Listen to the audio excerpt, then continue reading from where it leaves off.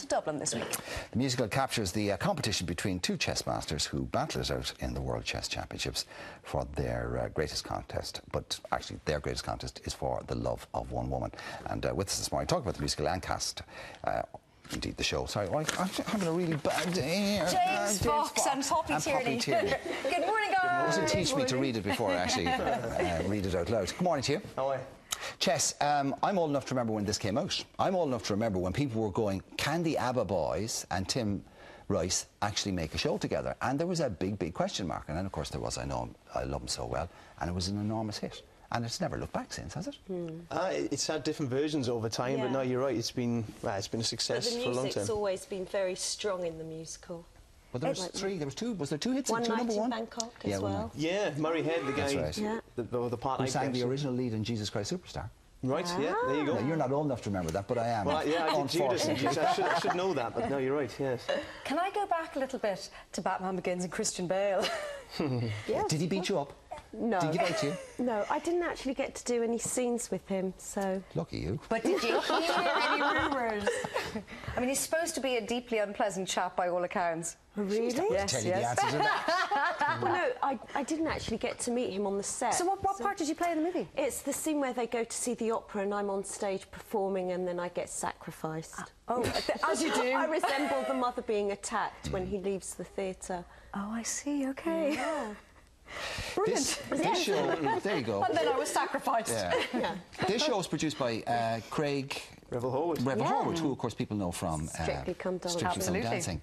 You kind of forget that this man has got a very serious career as a producer and director in theatre. What's he like to work for? She has to say nice things. No. I was just thinking what the term that he's used, fabulous. I mean, he's really fun to work with. He's very generous in a room and he does critique you, but it's always constructive. Yeah, he gets the best out of everybody. It's an absolute pleasure to work for him. He utilises everything. I'd say you don't get it wrong a second time, do you? What did you be surprised? He's very patient. Yeah.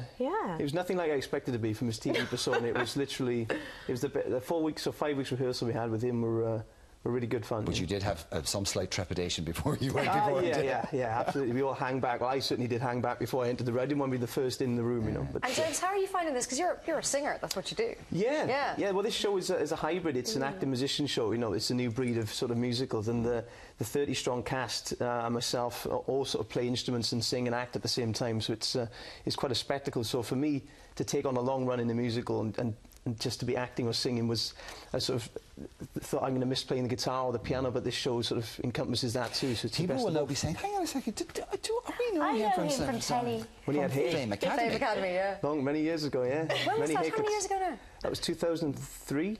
Wow. Oh. And that was the start for you from the point of view. I know you've been a musician a long time before then. Yeah. But things really took off after that. Oh yeah, I was very grateful to that opportunity. You do 9 weeks on national television, and then if there's anything out there for you, you hope you get it. But, and then there was Eurovision. There was many musical crimes. You've named 2 of them already. Yes. You're ticking all the boxes. yeah. We got the Irish vote that year as well, so I'll thank you. It was 2004. It's been a while since I thanked you. Yeah. And Tina Turner, tell us about that. You were chortling, as we mentioned. I was laughing because it was in the Natural History Museum. Actually, it's a support gig for Tina Turner, and they introduced me on. It was packed, and they introduced me on as Jamie Foxx, so the place erupted. And then there were the groans of disappointment when I walked on. But, no, it can't be him. You're too tall. Yeah. They thought I was the sound guy just putting this piano in the right place for him. You know? Oh, James. I know. Does that happen a lot? The Jamie Foxx thing? Just that one time? Not after that night. I make sure that people prior to that never introduced me on as Jamie. You were saying that you're a musician and you've got your own career going as well. Yeah. What's it like in the... I mean, I was a disc jockey for 22 years and very different. Back in those days, you know, people had talent. They got signed by record companies. They got launched. They got backed and all the rest of it. Now it seems that people can do it on their own and they do it through Facebook or MySpace, or that it's almost like to be a working musician, you need to have your own little cottage industry. Absolutely. And if you do it properly, then you can succeed and have a nice life. Completely, yeah. The whole industry has changed now because in terms of the record companies were the only reason, you know, you buy a record in the shop, and the record company used to be the only people who could put that there. Now you can just put your song on the internet, so it's opened up a whole world, you know, for anybody that wants to do it, can do it, record it in their bedroom literally, and then put it on the internet that day, and people can buy it. So it's, I think it's very healthy. It's just, it has changed. The industry has changed a lot. So, Poppy, you reading both of your biogs actually was just like the longest list. No, but you're so young. You've accomplished a huge amount already. How are you finding chess? Because it's different to the other stuff that you've done. I mean, I know it's musical classical theatre, but it's a different feel. Yeah, it is. I love it because it's, as you said, it's very different. I get to play Russian, so I get to home in on the accent. I get to do a Russian accent, come on. Oh, no. Come on, you mentioned it, come on. Svetlana. Svetlana. Come home, Tolya. No, it's an interesting piece. No, it's an interesting piece, and yeah, I think it's always good to do different things. It's healthy because it keeps you growing as a performer.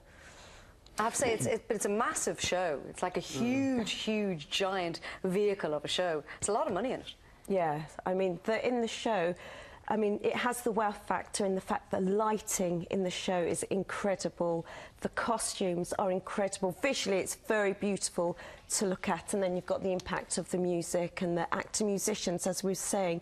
Like Craig has really utilised, like the ensemble are incredible. They'll be on their backs playing a violin and everything is live. Everybody is playing live. Wow. Nothing's on click.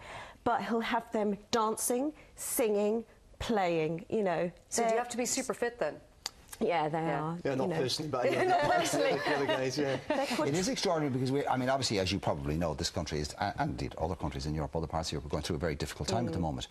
And people are cutting back on a lot of things, but what they're not cutting back on is going out and seeing and experiencing live entertainment. Because it makes them feel good. Often the case, yeah. But they do expect bang for their buck. You can't change your arm anymore. You certainly get that with this show. I mean, even a lot of people say they have to see it twice because, you know, to take the plot, the music and everything in. Like you said, 30 people on stage at the same time, all playing, singing, dancing. You don't know no where to look. miming and lip syncing, no backing tracks. It's got to be done. No, I wish there was, but no, it's all live. That's got to be great for performance. And because the sound is really good, sometimes people think that maybe the musicians are playing on top of something, but it's not. It's absolutely live. Well, you're in possibly the best room in the country now, in the Grand Canal. Actually, it's a beautiful theatre, but the sound, I know the sound is beautiful there as well. You're there for a short time, though, guys. Just until this Sunday, just until this limited Sunday. time to get your tickets in, And we know somebody who went to see it last night, and they were raving about it. Oh, so brilliant! We wish you well. I'm sure. Thank you for getting up at this ungodly hour. Pleasure. Go back because it's. Are you going to go back to bed? Yeah, I'll grab an hour. Got two shows today. About 10 minutes. Got 2 shows today.